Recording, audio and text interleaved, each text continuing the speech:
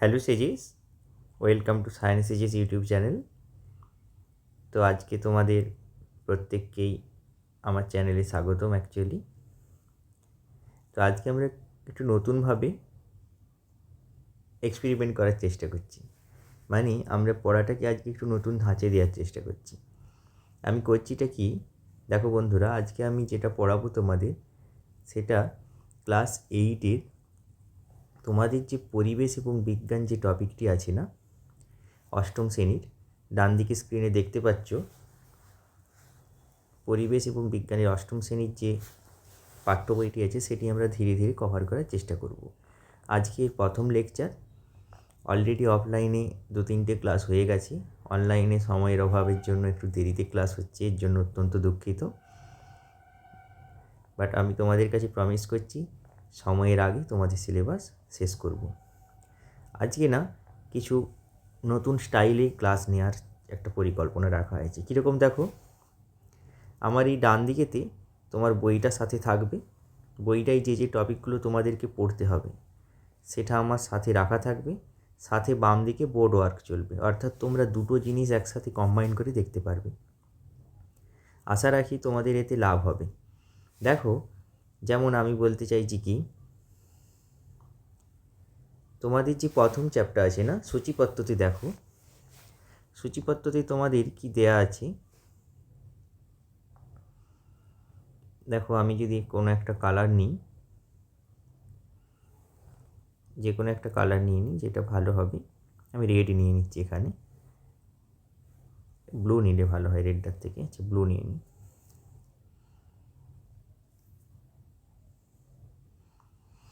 ওকে, দেখো তোমাদের যেটা আছে, প্রথমে আছে ভৌত পরিবেশ, এই চ্যাপ্টারটা আছে, যেখানের মধ্যে টোটাল 4টা সাব টপিক আছে: বল এবং চাপ, স্পর্শ ছাড়া ক্রিয়াশীল বল, তাপ, আলো। ওকে, তো এই 4টা টপিকের মধ্যে আমাদের আজকে পড়ার বিষয় হচ্ছে বল এবং চাপ। তোমরা থাম্বনেইলে অবশ্যই দেখতে পেয়ে গেছো তা। তাহলে বল এবং চাপের কিন্তু অনেকগুলো জিনিস আছে, সেগুলো আমরা পড়ব। তারপরে স্পর্শ ছাড়া ক্রিয়াশীল বল, সেটা পড়ব। তাপ পড়ব, আলো পড়ব।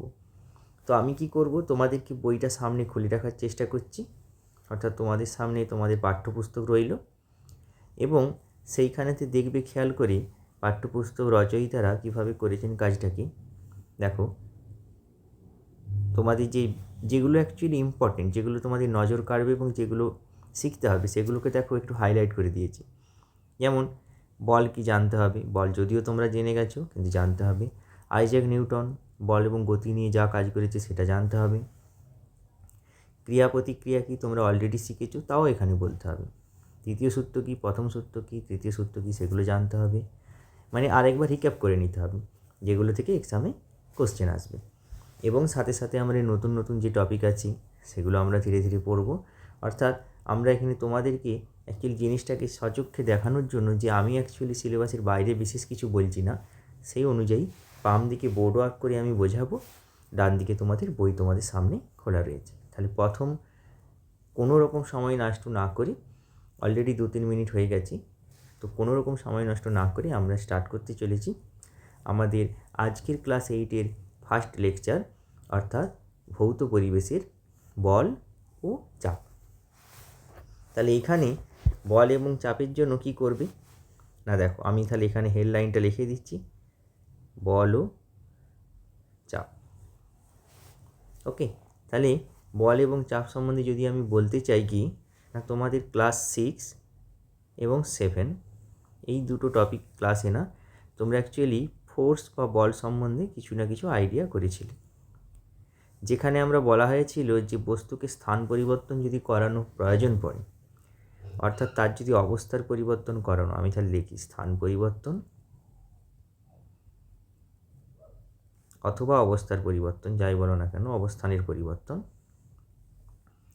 তো সেটা করানোর যদি প্রয়োজন পড়ে বাইরে থেকে একটা জিনিসের প্রয়োগ করতে হয়, বা কোনো গতিশীল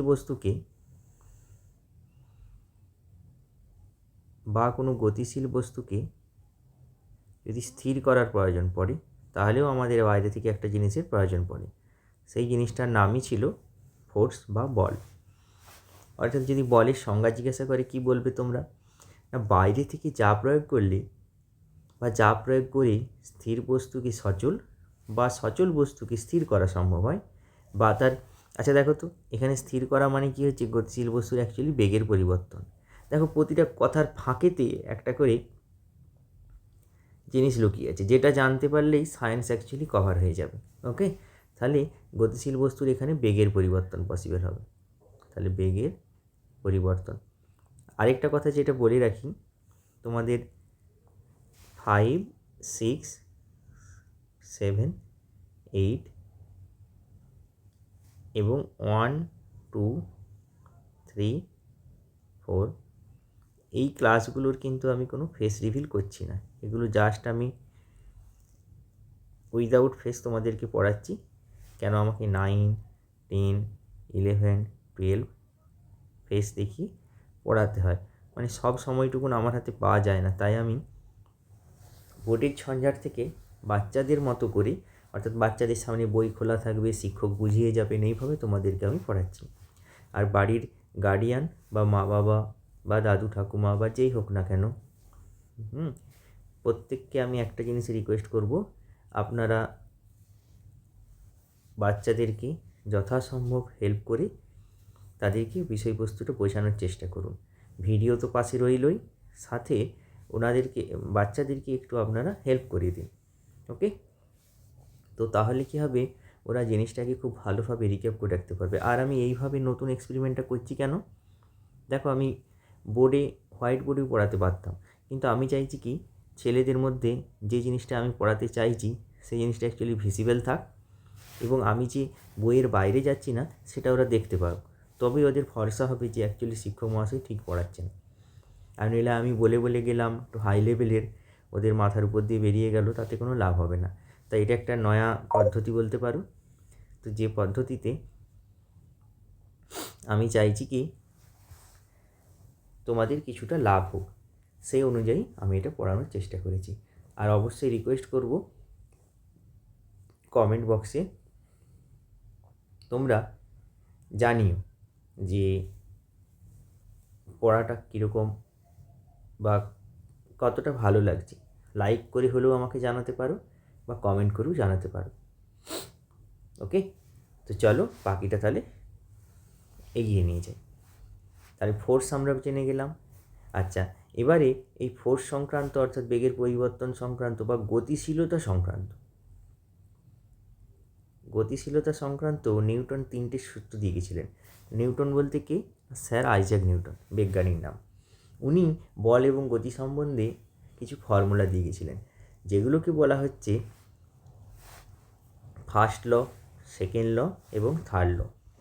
তাহলে দেখো, ফার্স্ট ল আমরা পড়ে নিয়েছি আগেই, সেকেন্ড ল আমরা পড়ে নিয়েছি, থার্ড ল আমরা পড়ে নিয়েছি। এখানে আমি আর রিপিট করছি না।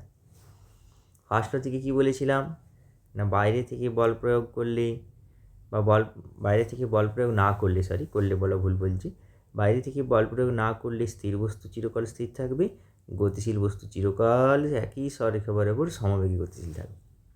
ওকে, দ্বিতীয় সূত্র কী না, বস্তুর ভরবেগের পরিবর্তন করতে হলে বা বস্তুর ভরবেগের যে পরিবর্তন করি তার হার, ভরবেগের পরিবর্তনের হার, ওকে, ভরবেগের পরিবর্তনের যে হার পাওয়া যায় সেটা অ্যাকচুয়ালি প্রযুক্ত বলের কী ছিল? সমানুপাতিক।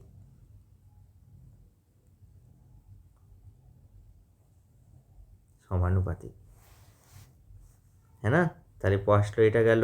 ফার্স্ট ল থেকে বলের সংজ্ঞা পেয়েছিলাম, সাথে এখানে আরেকটা জিনিসের সংজ্ঞাও পেয়েছিলাম, জাড্য ধর্ম পেয়েছিলাম। সেটা আমরা আবার ডিটেলসে পরে পড়ব। আবার কি না, দ্বিতীয় সূত্র থেকে কী পড়লাম? বলের পরিমাপ করা শিখেছি। বলের পরিমাপে আমাদের একটা ফর্মুলা ছিল, মনে পড়ছে কি বন্ধুরা? ছোট্ট বাচ্চারা বলো তো কী ছিল অ্যাকচুয়ালি? না, F = m × a, এরকম একটা ফর্মুলা ছিল, যেখানে F সমান ছিল প্রযুক্ত বল, m সমান ছিল বস্তুর ভর,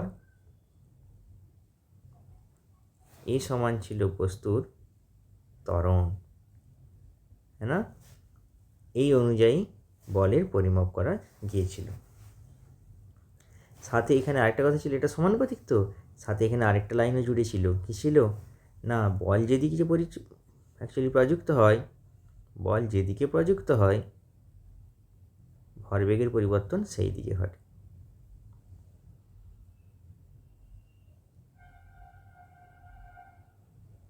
ওকে, তো সেই দিকে ঘটে। তৃতীয় সূত্র কী ছিল না, প্রত্যেক ক্রিয়ার সমান এবং বিপরীত প্রতিক্রিয়া আছে। অর্থাৎ আমি যদি স্টুডেন্টদেরকে পিটি, স্টুডেন্টরাও আমাকে পিটবে, তাই কি? একদমই না। অর্থাৎ এটা গতিশীল বস্তুর ক্ষেত্রে আমাদের এই ফর্মুলাটা অ্যাকচুয়ালি কাজ করবে। সেই গতিশীল বস্তুর ক্ষেত্রে কি ফর্মুলাটা অ্যাকচুয়ালি বলছে না, প্রত্যেক ক্রিয়ার সমান, মানে যদি তুমি ক্রিয়া করো, তুমি যদি কোনো বস্তুর উপরে ক্রিয়া করো না, বস্তুটাও তোমার উপরে একটা কাজ করবে, তাকে বলছে এটা প্রতিক্রিয়া। প্রতিক্রিয়া, এবং সেটা পরস্পর সমান এবং বিপরীতমুখী, ওই জন্য বিপরীত চিহ্নযুক্ত লিখেছি। অর্থাৎ এটা যে একদিকে যেদিকে কাজ করবে, অন্যটা তার অপোজিট দিকে কাজ করবে। ওকে বন্ধুরা, তো আশা করি আমরা ক্রিয়া, প্রতিক্রিয়া, হ্যাঁ, বা ধরে নাও ত্বরণ, ত্বরণ কী ছিল অ্যাকচুয়ালি যদি দেখি, বল তো এখানে দেখে নিলাম। ত্বরণ, ত্বরণ সমান কী ছিল, ত্বরণ সমান ছিল বেগের পরিবর্তন, বেগের পরিবর্তন বাই সময়। ঠিক আছে, এটা ছিল, আর আমরা পেয়ে গেলাম। তাহলে ক্রিয়া প্রতিক্রিয়ার যদি তোমাদেরকে কেউ জিজ্ঞাসা করে ইংরেজি, তোমরা বলতে পারবে? এটাকে বলছে অ্যাকশন, এটাকে বলছি রিঅ্যাকশন। অ্যাকশনের রি অর্থাৎ রিঅ্যাকশন, ক্রিয়া প্রতিক্রিয়া। ওকে, এই গেল তোমার থার্ড ল। তাহলে এটা আমরা পড়ে নিলাম। এখন বন্ধুরা, তোমাদের মাথায় তো প্রশ্ন আসতে পারে, স্যার আপনি বলের কথা তো বলে দিলেন, হ্যাঁ না, বলের জন্য নিউটনের গতি সংক্রান্ত সূত্র 3টেও বলে দিলেন, কিন্তু আমাকে বলুন না বলকে মাপবো কীভাবে? দেখো, বা কোন বল বেশি কোনটা কম তুমি জানবে কিভাবে? এইটা দেখে তোমাদের মাথায় প্রশ্ন আসতে পারে। দেখো এখানে ওই জন্য প্রশ্নটা দেওয়া আছে, বইটা খুব সুন্দরভাবে বানিয়েছে। তো সেই অনুযায়ী আমরা কিন্তু এবারে পরে হেডলাইন কী দেব, যে বলের পরিমাপ এবং তার একক। বলের পরিমাপ ও তার একক। ওকে, দেখো তাহলে বলকে পরিমাপ করার জন্য আমরা সূত্র তো জেনে গেছি, ষষ্ঠ এবং সপ্তম শ্রেণীতে দেখো জেনেছো, সেই ঘটনাটা এখানে লেখা আছে। আর তোমাদেরকে আমি একটু আগেই সূত্রটা বলেছিলাম, বল সমান বস্তুর ভর ইন্টু বস্তুর উপর প্রযুক্ত ত্বরণ। অর্থাৎ পরিমাপ সমান কত হবে, F equal to M into A, এখানে একটা গুণ চিহ্ন থাকবে। ওকে, এখানে এফ কি আমি আগেই বলে দিয়েছি, দেখো প্রযুক্ত বল, হ্যাঁ না, এখানে বলেছি বস্তুর ভর। আমি যদি তোমাকে হাইলাইট করে দিই, প্রযুক্ত বল, হাইলাইটের একটু হাইলাইটটা অন্য কালারের নেই, তাহলে ভালো লাগবে। প্রযুক্ত বল, বস্তুর ভর, বস্তুর ত্বরণ, বা বস্তুতে কী পরিমাণে ত্বরণ উৎপন্ন হয় সেটা। তাহলে হাইলাইট করে দিলাম ক্রিয়া প্রতিক্রিয়া। দেখো তো কী সুন্দর, ভালো লাগছে কি না? দেখো এরপরে তাহলে এটা তো আমরা পড়ে নিলাম, তাহলে পরিমাপ হয়ে গেল। এবারে প্রশ্ন হচ্ছে, স্যার পরিমাপ তো পড়ে নিলাম, একক কী হবে? দেখো একক আমরা দুভাবে পড়েছি, ছোটোবেলাতে আমি শিখিয়ে দিয়েছিলাম অফলাইনেতেই, যে একক আমরা দুভাবে মাপতে পারি, একটা এসআই, একটা সিজিএস। আমরা সাধারণত কোনটা ব্যবহার করি, এসআই ইউনিট। এসআই না, বলের যে এককে মাপা হয় তাকে বলা হয় নিউটন, অর্থাৎ যে বিজ্ঞানী আবিষ্কার করেছিলেন তার নাম অনুসারে, তার নামের ফার্স্ট লেটার, এবং সেটা ক্যাপিটালে, নিউটন। ওকে, সিজিএসে তাহলে কী হবে, স্যার সিজিএসই কি কোনো বিজ্ঞানীর নামে? না, সিজিএসে একটা নাম দেওয়া হচ্ছে, তার নাম হচ্ছে ডাইন, DOINE, ডাইন, এটা স্মল লেটারে সব। তাহলে মনে থাকবে নিউটন, ডাইন। এখন প্রশ্ন হচ্ছে, স্যার নিউটনের সাথে ডাইনের কি কোনো সম্পর্ক আছে? হ্যাঁ আছে। তাহলে অ্যাকচুয়ালি নিউটনের সাথে ডাইনের সম্পর্ক বলার জন্য আমাদেরকে না এই ঘটনাটা একটু ভাঙে দেখতে হবে যে অ্যাকচুয়ালি কীভাবে নিউটনটাকে আমরা হিসাব করছি। দেখো তো, যদি আমি একটা 1 কেজি ভরের বস্তু নিই, 1 কেজি, তার ত্বরণ যদি তার উপরে মনে করো বল প্রয়োগ করা হলো কিছু পরিমাণে, ঠিক আছে, তার যদি ত্বরণ 1 মিটার পার সেকেন্ড স্কোয়ার তৈরি হয়ে যায়, তাহলে এর মান এখানে এত, এটা এম এর মান, তাহলে এম ইন্টু এ করলে এটার মান কত হবে, 1 ইন্টু 1 সমান হবে 1। এই যে বলের পরিমাপটা পাওয়া যাবে একে বলা হয় 1 নিউটন। অর্থাৎ কী বলবো না, একটি 1 কেজি ভরের বস্তু নিয়ে, দেখো আমি এবার হাইলাইটার নিচ্ছি, একটি 1 কেজি ভরের বস্তু নিলাম, হ্যাঁ, তার উপরে একটা বল প্রয়োগ করলাম, ওকে, সেই বল প্রয়োগ করার ফলে বস্তুটিতে যদি 1 মিটার প্রতি সেকেন্ড স্কোয়ার ত্বরণ সৃষ্টি হয়ে যায়, তখন আমরা সেই বলটাকে বলবো 1 নিউটন বল। ঠিক আছে, তাহলে তোমার মাথাতে আসতে পারে, স্যার 1 কেজি ভরের কোনো যদি আমি বাটখারা নিই বা কোনো বস্তু নিই, দেখো এখানে লেখা থাকবে, আশা রাখি এখানে লেখা থাকবে, দেখো তো কোথায় লেখা আছে, দেখো তুমি যখন 1 কেজি ভরের বাটখারাকে হাতে ধরে রাখো, তখন তোমার হাতে ওই বাটখারাটি যে বল প্রয়োগ করবে তার মান প্রায় 9.8 নিউটন। ঠিক আছে, এটা জেনে রাখো যে যে 1 নিউটনের সংজ্ঞা এরকম, কিন্তু তোমার প্রশ্ন আসবে, স্যার এখানে কেন 9.8 হয়ে গেল? না, ওখানে না ত্বরণটা অ্যাকচুয়ালি অভিকর্ষজ ত্বরণ কাজ করে, অভিকর্ষজ ত্বরণ কাজ করে।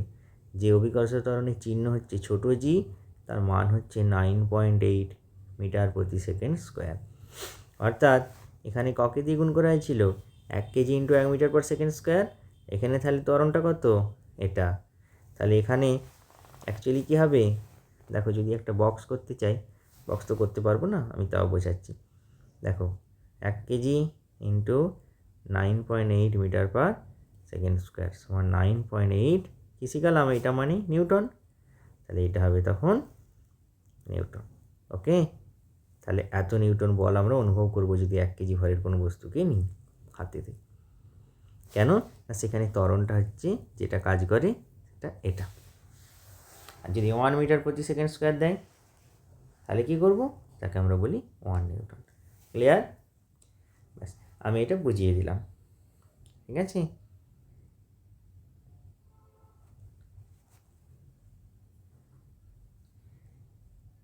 এখন প্রশ্ন হচ্ছে, তুমি বলবে স্যার ত্বরণ যখন ছুটেনি কেন, হ্যাঁ না, প্রশ্ন আসতে পারে তো যে ছুটেনি কেন। না দেখো, এটা তো অভিকর্ষজ ত্বরণের কারণে হচ্ছে। আর অভিকর্ষজ ত্বরণ কেন সৃষ্টি হয় না, পৃথিবীর টানের জন্য, পৃথিবীর অভিকর্ষের জন্য সৃষ্টি হচ্ছে, অভিকর্ষজ টানের জন্য হচ্ছে। তাহলে অভিকর্ষজ টানের জন্য যখন ঘটনাটা হচ্ছে, তাহলে এই বলটা অ্যাকচুয়ালি নিচের দিকে কাজ করবে। অর্থাৎ এখানে যদি একটা হাত রাখো, হাতে যদি কোনো বস্তু রাখো, মনে করো হাতে একটা এখানে বস্তু রাখলাম, হাতে যদি কোনো বস্তু রাখো, তাহলে এই বস্তুটা নিচের দিকে একটা বল প্রয়োগ করবে এবং মানে নিচের দিকে একটা টান অনুভব করবে। এই টানের জন্যই কী হবে, হাতের উপরে একটা বল প্রযুক্ত হবে। যে বলটা কী করবে না, হাতের উপরে একটা বল প্রয়োগ হচ্ছে, যেটা তাহলে ক্রিয়া, হাতটাও কী করবে, বাটখারার উপরে একটা বল দেবে সমান বিপরীতমুখী, তখন তাকে বলবো প্রতিক্রিয়া। ওকে, তাহলে এই দুইয়ের ক্রিয়ায় কী হবে, একটা এদিকে কাজ করছে, একটা এদিকে কাজ করছে। তুমি বলো দুটো সমান এবং বিপরীতমুখী হওয়ার জন্য কী হবে, এর কোনো ত্বরণ থাকবে? তাহলে এর উপর মোট বল কত হবে, অ্যাকচুয়ালি মোট বল দুটো দুদিকে কাজ করছে, সমমানের কাজ করছে, তাহলে মোট বল কত হবে, অ্যাকচুয়ালি 0। তাহলে মোট বল যদি 0 হয়ে যায়, তুমি বলো এই বস্তুটা আর কি কোনো ত্বরণ সৃষ্টি হবে? তাহলে বস্তুর কোনো ত্বরণ সৃষ্টি হবে না। ওকে, তাহলে এই গেল অ্যাকচুয়ালি আমার অভিকর্ষজ বল বা কোনো বস্তু কতটা ভারী কতটা হালকা সেই অনুযায়ী একটা অভিজ্ঞতা। ওকে,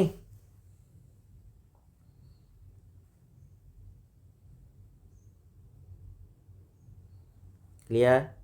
একে তুমি অন্যভাবে পরীক্ষাও করতে পারো, এই যে যেমন এখানে দিয়েছি কোনো স্প্রিং তুলার সাহায্যে যদি আমি পরিমাপ করো। এবারে হ্যাঁ, একটা কথা বলে দেওয়া ভালো, বস্তুর ভর পরিমাপ করা হয় সাধারণ তুলা যন্ত্রে।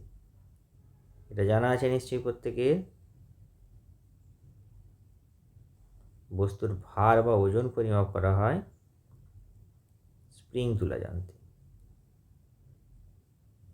বা স্প্রিং তুলার সাহায্যে। ওকে, এটা আমাদেরকে মনে রাখতে হবে। এবং স্প্রিং তুলাতে কী হয়, এরকম একটা স্প্রিং থাকে, শেষে একটা হুক লাগানো থাকে, হুকেতে বস্তুকে ঝুলিয়ে দেওয়া হলো, ও নিচের দিকে কী করবে, ঝুলবে, ঝুলে গিয়ে এখানে একটা স্কেল দেওয়া থাকবে, সেই স্কেলেতে পাট দিয়ে দেবে, মনে করে এতটা ঝুলেছে, তাহলে এই জায়গাতে পাটটা কত মেপে নিলে আমরা সেখান থেকে ক্যালকুলেশন করতে পারবো। মনে করে এটা একটা 1 কেজি ভর। ওকে, কোনো বস্তুকে ঝুলিয়ে দিয়েছি, তাহলে হয়ে গেল। এভাবে আমরা মাপি সেটা জেনে গেলাম। স্প্রিংয়ের সাহায্যে এটাকে আমরা মাপছি, ওই স্প্রিং তুলা বলা হয়। ওকে, তাহলে বন্ধুরা বলো তো, যে নিউটনের গতিসূত্র অনুযায়ী ধরো একটা আমি প্রশ্ন দিচ্ছি যে আমরা কি জানি বল সমান ভর গুণিত ত্বরণ। তাহলে মনে করো তো গতিসূত্র অনুযায়ী কোনো বস্তুর বল, প্রযুক্ত বলের মানটা যদি 3 গুণ করে দেওয়া হয়, তাহলে নতুন যে বলটা মনে করো সেটা এফ ড্যাশ সমান 3 গুণ, প্রথমে যা বল পড়তো তার 3 গুণ করে দিলাম। 3 গুণ করে দিলে তার ত্বরণ কীরকম পরিবর্তিত হবে, ত্বরণ যদি সেই একই বস্তুর উপর কাজ করা হয়, কেন তার এম সমান থাকবে, তাহলে দেখো এফের জায়গায় 3F হবে অ্যাকচুয়ালি, তাহলে তখন এফ ড্যাশটা কত হবে, এম ইন্টু এ ড্যাশ।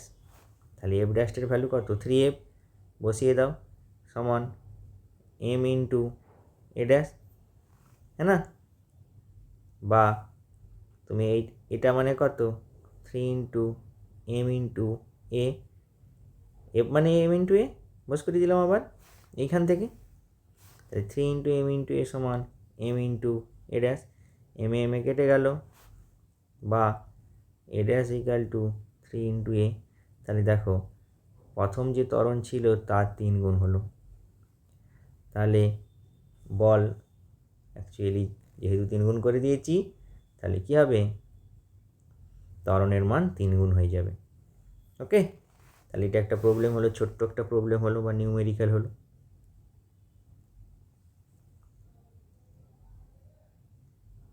এটা ছোট্ট প্রবলেম বা একটা নিউমেরিক্যাল হয়ে গেল। তাহলে বলো তো,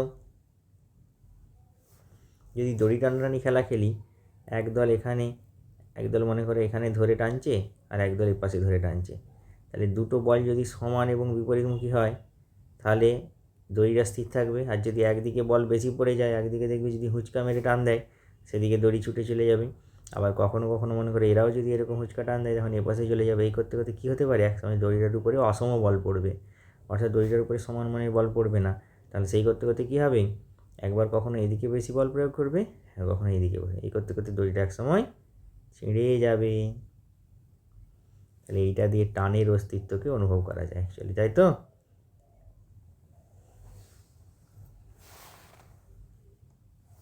বা ধরো যেমন এখানে একটা কথা বলেছি, দেখো তুমি স্প্রিং তুলাকে দুই দিক থেকে টানলে, আচ্ছা তুমি স্প্রিং তুলাকে দুই দিক থেকে টানলে, হ্যাঁ, এবং 3 কেজি পাট দেখালো, এর অর্থ কী বলো তো, না এর অর্থ হলো এই যে তুমি স্প্রিং তুলাকে যে বল দিয়ে দুই দিকে টেনেছো, সেই বলের প্রতিটির পরিমাপ একটি 3 কেজি ভরের বস্তুকে পৃথিবী যে বল দিয়ে টানে তার সমান। অর্থাৎ 1 কেজি ভরের বস্তুকে পৃথিবী কত বল দিয়ে টানে আমরা শিখেছি, 1 কেজি ভরের বস্তুকে পৃথিবী কত বল দিয়ে টানে, না 9.8 নিউটন বল দিয়ে টানে। তাহলে যদি এরকম হয় যে 3 কেজি তুলার পাটে কত হবে, 3 ইন্টু 9.8, অর্থাৎ প্রায় 3 × 30 মানে 2 করে কমে গেল, 30 থেকে 2.2 করে 6 কমে যাওয়া, তাহলে হবে অ্যাকচুয়ালি 29.4। এটা গুণফল করলে এটা হবে, অর্থাৎ এত নিউটন, এত বল অনুভব করবে। ক্লিয়ার, দেখো এত নিউটন বল অনুভব করেছে, সেটাই লেখা আছে এখানে। ক্লিয়ার, ওকে।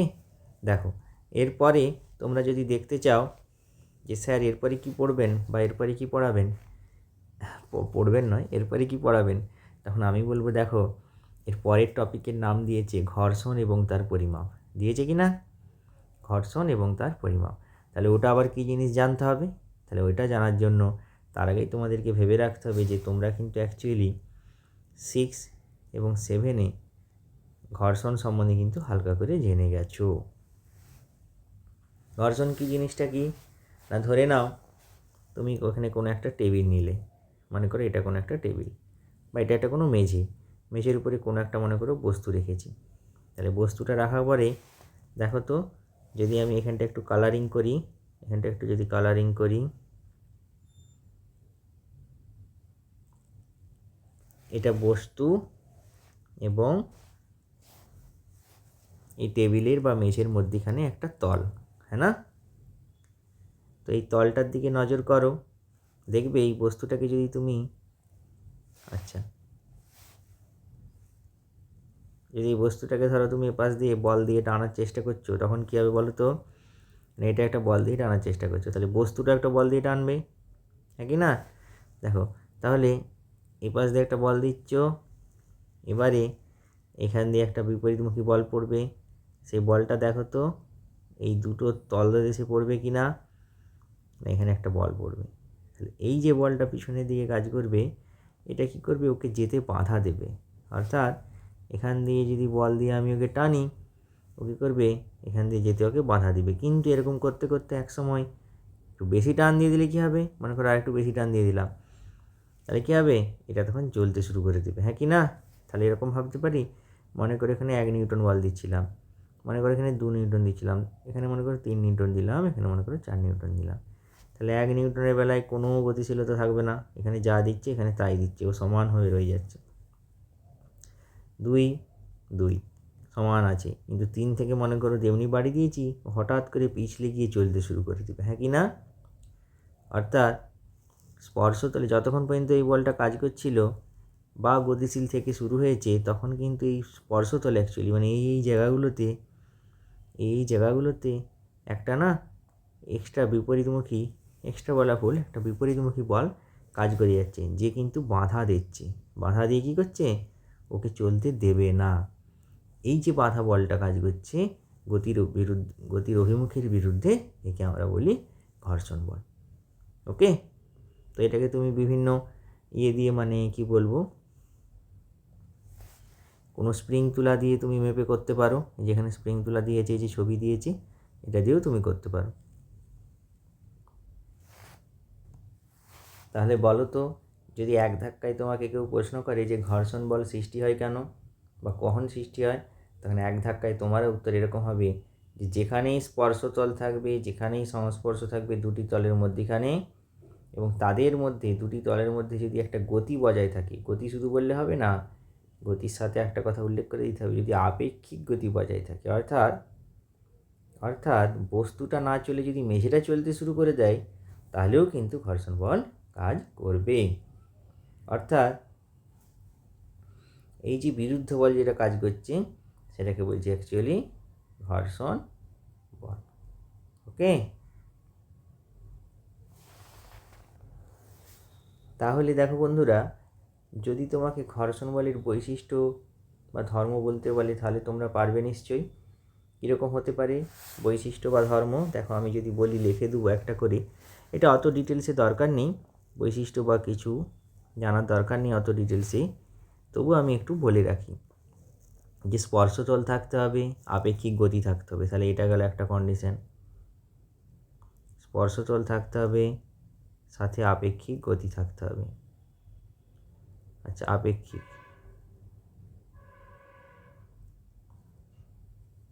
আপেক্ষিক গতি থাকতে হবে। আর কি বলতে পারি না,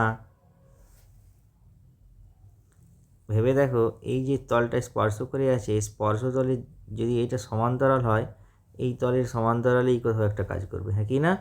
তাহলে এটা একটা হতে পারে সমান্তরালে কাজ করবে। তারপরে কি বলবো, আচ্ছা কি বললাম, হ্যাঁ, যে ঘর্ষণ বল সর্বদা স্পর্শ করে থাকা দুটি তলের সমান্তরালে, অর্থাৎ স্পর্শকীয়ভাবে কাজ করে। মানে এই যে দুটো তল স্পর্শ করে আছে না, এটা একটা তল, এটা একটা তল, ঠিক এই জায়গাটাতে কাজ করবে, না এখানে না এখানে, ঠিক এই জায়গাটাতে কাজ করবে। এই জায়গাটা যদি আমি একটা কালার চেঞ্জ করে দেখিয়ে দিতে পারি আরও ভালো হবে, ঠিক এই জায়গাটাতে কাজ করবে। ওকে, এখানে বল প্রয়োগ করছি কিন্তু কাজ করবে এই জায়গাটাতে। ঠিক আছে, যদি 3 নম্বর বৈশিষ্ট্য বলি তাহলে কী হবে না, তোমরা এরকম বলতে পারো যে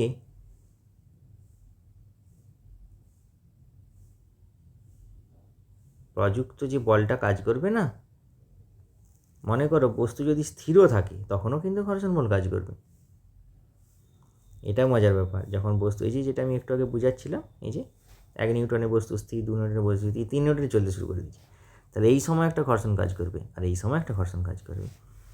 এইখানেই দুটো জিনিস তাহলে সাথে সাথে বলে দিই, যখন স্থির থাকাকালীন বস্তু এখানে টান দিচ্ছ বা বল প্রয়োগ করছো, সরছে না, যতক্ষণ এপাশ দিয়ে বল দিচ্ছিলো এখানেও একটা বল কাজ করছে। এর ফলে যে অ্যাকচুয়ালি বস্তুটার স্থির অবস্থায় আছে, এই স্থির অবস্থায় থাকার জন্য এখানে একটা ঘর্ষণ কাজ করছে, একে বলা হয় স্থিত ঘর্ষণ। বোঝা গেল?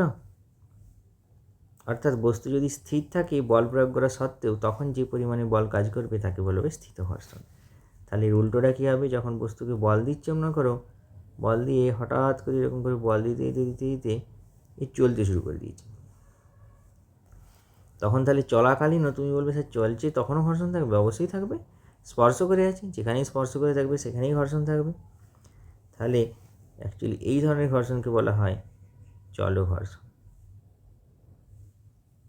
ওকে, তাহলে আমরা জেনে গেলাম। তাহলে যদি উদাহরণ দিতে বলে কী হবে, মনে করো কোনো একটা বস্তুর টেবিলে রাখা আছে, বা মনে করো কোনো মেঝেতে রেখেছি কোনো বস্তুকে, আমি বল প্রয়োগ করছি যথাসম্ভব আমার শক্তি দিয়ে, কিন্তু বস্তুর কোনো স্মরণ হয়নি, তখন যে ঘর্ষণ বল কাজ করে তাকে বলে স্থিত ঘর্ষণ। চল ঘর্ষণ কী হবে না, যদি বস্তু চলতে শুরু করে এবং সেই অবস্থাতে যদি কোনো ঘর্ষণ বল কাজ করে তখন তাকে আমরা বলবো চল ঘর্ষণ। আরেকটা গোপন কথা বলে রাখি বন্ধুরা তোমাদের কানে কানে, দেখো একটু আগে বলছিলাম না সমান এবং বিপরীতমুখী বল, 1 নিউটন মনে করে পাশে বল দিলাম, এখানে বস্তু রাখা আছে, তাহলে অপোজিট দিকে যে বলটা কাজ করবে সেটা এখানে কাজ করবে, সেই বলটাও কিন্তু 1 নিউটনই হবে। আবার যদি এখানে মনে করো 2 নিউটন কাজ করাচ্ছি, এখানে ঘর্ষণ বলটা তখন 2 নিউটনই হবে। ঠিক আছে, তাহলে এই হলো কাহিনী, যে 0-তে 0, 1-এ 1, 2-এ 2 এরকম ঘটনাটা ঘটবে। এবারে এমন একটা কন্ডিশন আসবে, মনে করো 3 নিউটনও স্থির আছে, ওকে, তখনও বস্তু স্থির আছে, 3 নিউটনের জায়গায় হঠাৎ করে যদি 3.1 নিউটন পড়ে যায় না, তখন বস্তু হঠাৎ করে চলতে শুরু করে দেবে। তাহলে চলতে শুরু করে দিলেই তখন কী করবে, আর স্থির থাকবে না, বস্তু গতিশীল হয়ে যাবে। আর গতিশীল অবস্থায় একটা ঘর্ষণ কাজ করবে, তাকে বলা হয় চল ঘর্ষণ। ওকে, তখন কিন্তু এর মানটা আগের মানেতেই রয়ে যাবে, এটাই ম্যাজিক। ঠিক আছে, এর মানটা আর কিন্তু বাড়বে না, যেটা 3.14 ইত্যাদি ইত্যাদি হয়ে যাবে এমন ঘটনাটা কিন্তু হবে না, ম্যাক্সিমাম ওই মানটা কাজ করবে স্থিত ঘর্ষণে। এই হলো ঘর্ষণের অ্যাকচুয়ালি কাহিনী। এবারে তোমরা বইয়েতে দেখো, বইয়েতে বিভিন্নভাবে বিভিন্ন রকম এক্সাম্পল দিয়ে দিয়ে ঘটনাগুলো সাজানো আছে, ঘর্ষণ বলের মান কোথায় কত, কোথায় বেশি। সব সময় আমরা 9.8 নিয়ে এখানে এক্সাম্পল করেছি, 2.2 × 9.8 ইত্যাদি ইত্যাদি। দেখো এই যে ছকটার কথা আমি বলছিলাম, এখানে এই ছকটার কথা আমি এখানে এই মাত্র পড়াচ্ছিলাম যে এই ঘটনাতে কী হবে। তাহলে এই ছক তোমার এখানে হলো। তারপরে দেখো ঘর্ষণ বল যত বাড়তে থাকবে স্প্রিংয়ের উপর নজর রেখে তা নির্ণয় করা সম্ভব হবে। ওকে, এই গেল কাহিনী।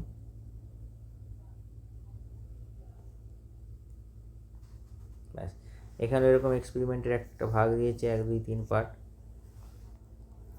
সেগুলো তোমরা নিজেরা একটু পড়বে। এইবারে আজকে আমরা আর বিশেষ কিছু পড়ব না, আজকে ঘর্ষণ নিয়ে এগুলো হলো।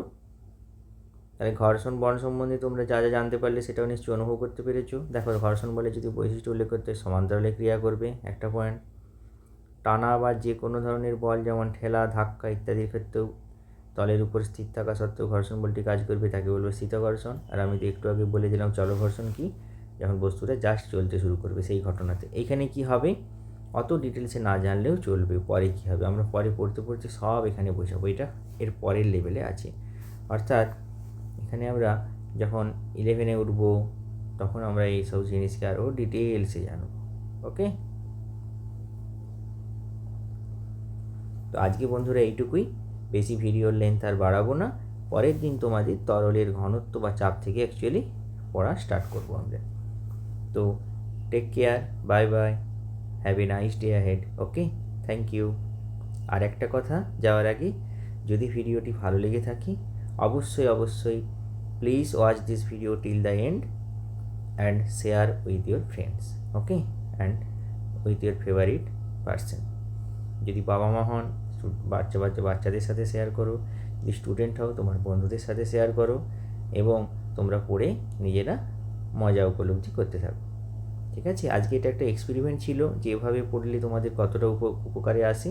যদি বলো না বই আমাদেরকে রাখতে হবে না, শুধুমাত্র আপনি প্লেন পিডিএফ বা পিপিটিতে বোঝান, আমি তাতেও রাজি আছি। যদি বলো না স্যার এভাবেই থাকুক, তাহলে এইভাবেও রাখতে রাজি আছি, কোনো সমস্যা নেই। ওকে, তো চলো, thank you, take care, bye by.